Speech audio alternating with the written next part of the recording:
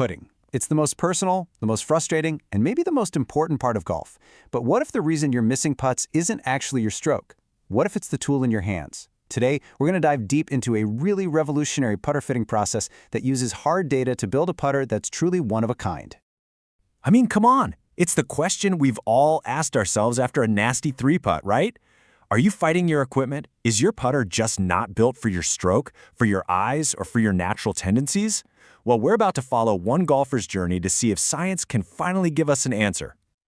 All right, so let's meet our test subject. He's a lot like most of us, really. He struggles with consistency on the greens. His two big problems? He hits a lot of his putts off the toe, and he knows he has this tendency to aim left to try and compensate for his misses. He's looking for forgiveness, sure, but what he really wants is predictability. Okay, so before you can find the right fix, you have to really understand the problem. The whole process kicks off by setting a baseline. We're going to put his current putter, his gamer, the one in his bag right now, under a microscope to see what's actually going on. You can think of this part as like the putter's medical history. He's using a zero-torque Lab Golf Oz putter. Now, he chose that specifically to try and get more forgiveness on those toe hits, but the problems are still there. So this initial checkup, it just confirms his tendencies and it sets the stage for the real data collection that's about to happen. And now we get to the really cool part. This is not your standard putter fitting where you roll a few on the carpet and just pick what feels good. Nope. This fine-tuned process is a serious deep dive into biomechanics and perception, and everything is tracked through their own proprietary app. The whole fitting is really broken down into 3 key stages. First, they check out his posture and eye dominance, how he actually sees the putting line.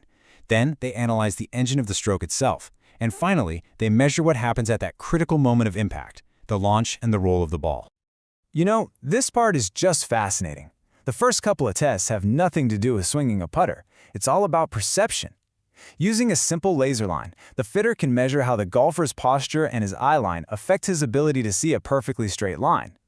I mean, if you can't even see the line correctly, how can you ever expect to start the ball on it? And boom, here's the first huge discovery. Through a really quick test, it's revealed that he has an incredibly strong right eye dominance. Now, this isn't a good thing or a bad thing, it's just a critical piece of data.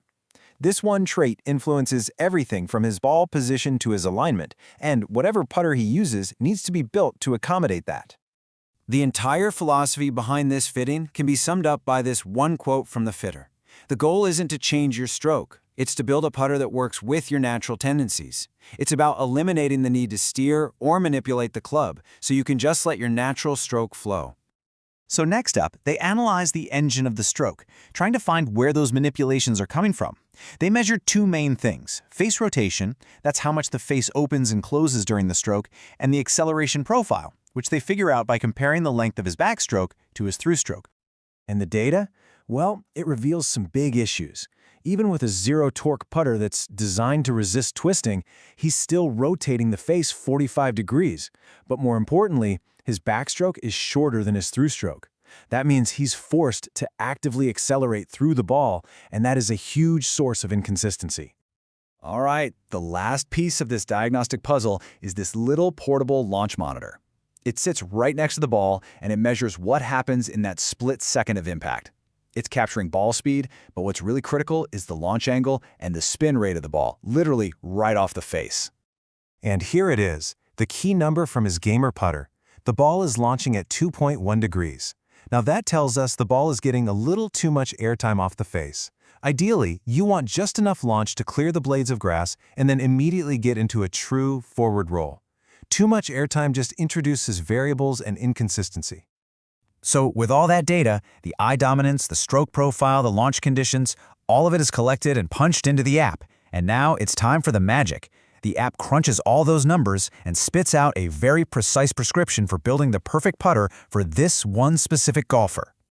And this number just brilliantly illustrates the level of customization we are talking about. The fitting kit has enough heads, necks, weights, and shafts to create over 30,000 different putter combinations. This isn't about picking option A, B, or C. It's about building one very specific putter out of 30,000 possibilities. So what did the app prescribe? First, more offset. Remember how he aimed left? The data showed his eyes naturally see the target to the right, so he was overcorrecting. The offset helps him see the line properly. And second, more head weight. This added mass naturally smooths out his tempo, encouraging a more balanced, even stroke. So every single component, from the hosel that corrects his aim to the head weight that fixes his tempo, has been specifically picked based on his unique data. The result is a putter that isn't just custom fit, it's custom built from the ground up for one person and one person only. Okay, this all sounds fantastic in a lap. The data's compelling, the science seems really sound, but the ultimate question is always the same. Does all this tech and customization actually lead to making more putts where it really counts, out on the golf course? The immediate feedback on the launch monitor was just incredible. I mean, look at this comparison. The launch angle dropped from a high 2.1 degrees all the way down to a perfect 149. The ball now comes off with forward roll instead of just neutral spin. And his stroke profile? It evened out, just like the fitter predicted. The data showed an immediate, measurable improvement. So why does that launch angle matter so much? Well, it is all about getting to what they call true roll. You want the ball to stop skidding or hopping as quickly as possible and just get into a pure end-over-end roll. The faster it does that, the better it holds its line and the more predictable the speed is. That is the holy grail of putting.